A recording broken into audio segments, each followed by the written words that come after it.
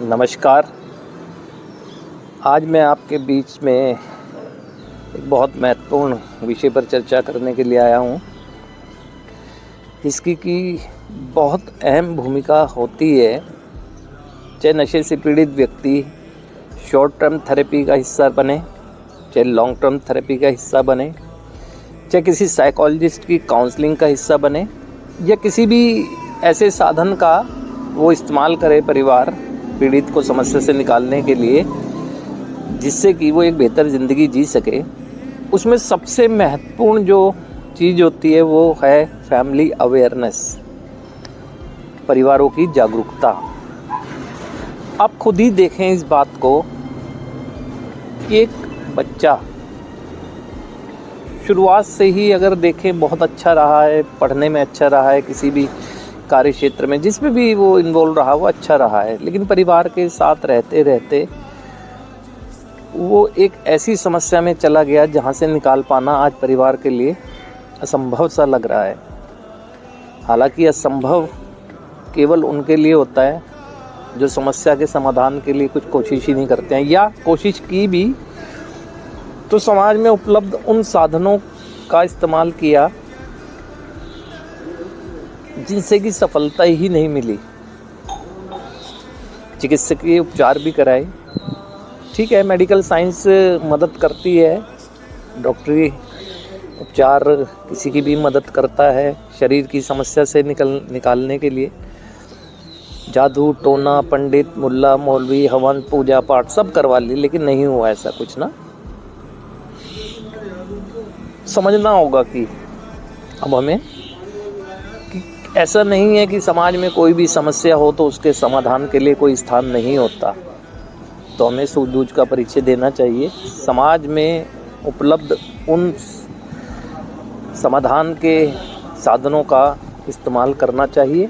उसके साथ साथ अब फैमिली को अब अपने आप को भी अवेयर रखना होगा, ताकि उपचार के उपरांत भी उसे वो टैकल कर सके। आप एक बात और ध्यान रखिए, हर परिवार अपने बच्चों को अच्छे संस्कार देता है।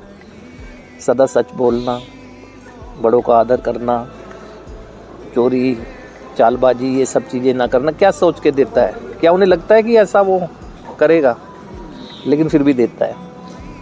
शायद ही ऐसा देखा है मैंने कोई परिवार समाज में समस्याएं जितनी हैं उनके प्रति संस्कारों के साथ साथ बताता हो कि नशा बुरी आदत है, जुआ खेलना बुरी आदत है, मतलब जो भी चीज़ें जो समाज में एक समस्या पैदा करती हैं बताता। तो इसका मतलब क्या उन्हें ये लगता था कि नहीं, हमारा बच्चा झूठ बोल सकता है, संस्कारों में उसे दिया जाए कि झूठ नहीं बोले। हाँ, नशा नहीं करेगा हमारा बच्चा, इसे समझाने की कोई ज़रूरत नहीं है, या तो यही चीज़ समझी जाए। लेकिन जब हो गया ऐसा, तो परिवार को एक खुले मन से बच्चों के साथ एक मित्रवत व्यवहार करना चाहिए।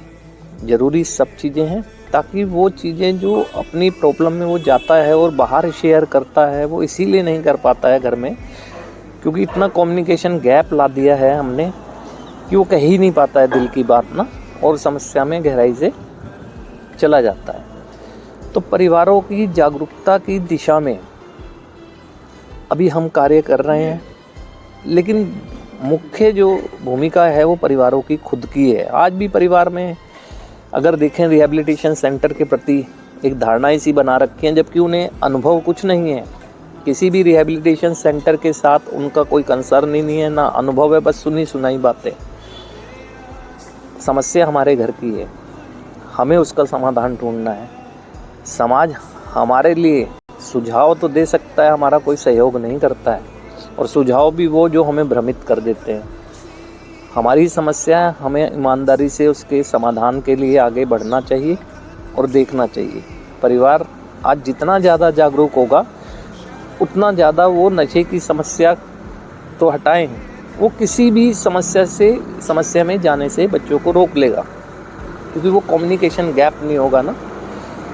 बहुत सारी चीज़ें आने वाले समय में आपके साथ डिस्कस करूँगा, क्योंकि वो इसलिए कह रहा हूँ मैं, उपचार चाहे शॉर्ट टर्म थेरेपी हो, चाहे लॉन्ग टर्म थेरेपी हो, या किसी तरह की साइकोलॉजिस्ट की काउंसलिंग हो, वो मददगार तभी साबित हो सकता है, सफलता तभी मिल सकती है जब परिवार भी जागरूक रहे।